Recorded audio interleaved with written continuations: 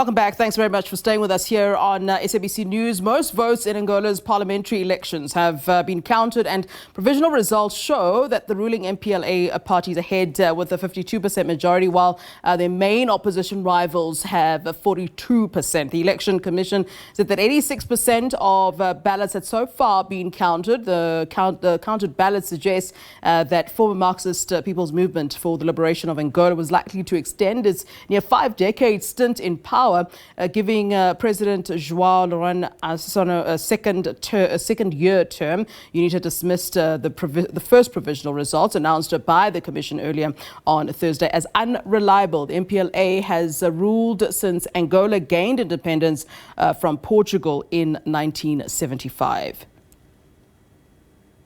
All right, let's discuss this further then. We are now joined in studio by SABC reporter Khayelihle Khumalo, who has been covering, of course, those elections for us. A very good afternoon to you, Kaya. All right, let's begin here. I mean, we're hearing that the ruling MPLA was at 52%. That's the latest that we've got at the moment. Anything's changed, and what's happening percentage-wise as those votes, of course, continue to be counted?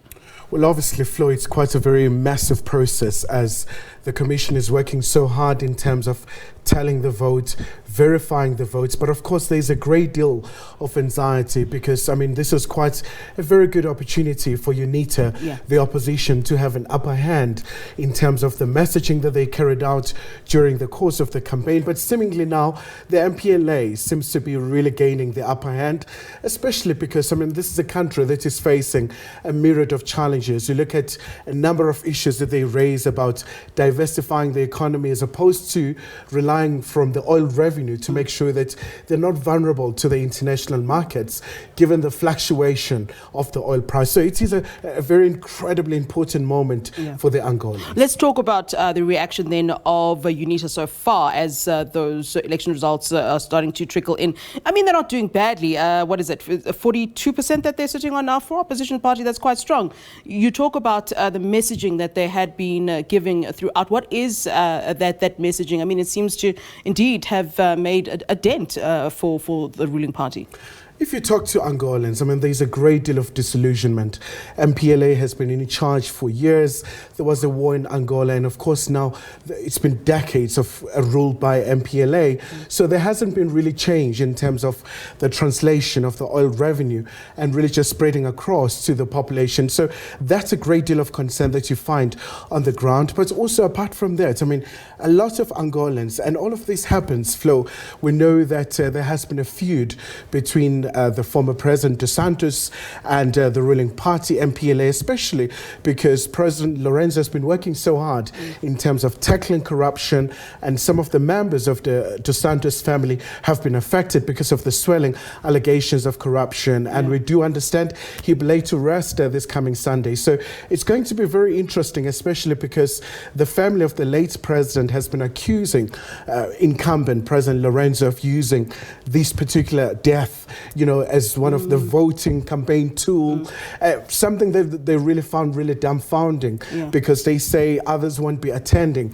the funeral on Sunday. So very interesting dynamics. And in fact, speaking of, I mean, how much of an effect really, realistically, has the death of the former president, José Eduardo dos Santos, had on these elections? Has there been? I mean, are they justified? Is the family justified in saying that certainly the party has been using him as some sort of a campaign tool? Especially, I mean, Flo, he died in Spain, in Barcelona, and it really delayed because he died on the 8th of July, and only to, you know, he'll be buried on Sunday. And coincidentally, it was supposed to be his birthday. So it's something that is very fascinating for a lot of Angolans. But when he came back, his remains came back to the country, there was not a very lukewarm reception, not a lot of multitude of people coming out to welcoming at the airport. But it's going to be interesting as to what will President Lourenço do now in terms of making sure that he does fulfill the promises that he has made. He's talking about the issue of the economic reforms.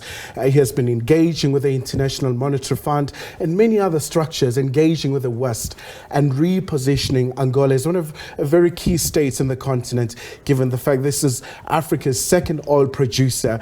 And with the oil crisis at some point, it's quite important for Angola to be a very bankable partner, so to speak. politics for so many countries. You know, of course, we've been hearing a lot about, the family members of President Jose Eduardo dos Santos being in trouble legally for whether it's corruption, whatever that they're in trouble for. And I wonder, are those particular cases, ongoing? And one would then have to see that as, a lot of the time people don't get into trouble if they get along with the current administration. So is that a sign of tensions and friction, that they're not on good terms with the current administration? And perhaps that's why they're raising the kind of issues that they're raising, that their father was being used as a campaign tool. Well, that's right, Flo. It's a very riveting politics, especially because at the time when dos Santos was leaving the State House, he had handpicked Lorenzo to be his successor. Yeah. But of course, how he worked out, it sort of turned against him because he was merely targeting quite a number of people, a lot of cronies. In fact, one of the dos Santos sons is currently in jail for the corruption, the oil producing company that he used to run. The daughter, Isabel dos Santos, at some point, Forbes had praised as one of Africa's richest women. Absolutely. Yeah. Well, now she had been removed from the list. So very interesting. But also, just apart from that, Flo, I mean, this is a very central country, and we do know with South Africa, for example, the ANC's international relations head, Lindiwe Zulu, was part of the observers trying to monitor. So from the side of the observers as well, there's a great deal of indication that, it was quite a very smooth elections. Obviously, I mean, any election, there'll be those minor issues in terms of, them running out of the ballot and other issues. But generally, so far, observers are fairly satisfied with what they've seen. All right, Khayelihle Khumalo, pleasure. Thanks very much for that. We'll certainly be catching up with you later on, of course, as everything goes on here in Angola. Many thanks to you.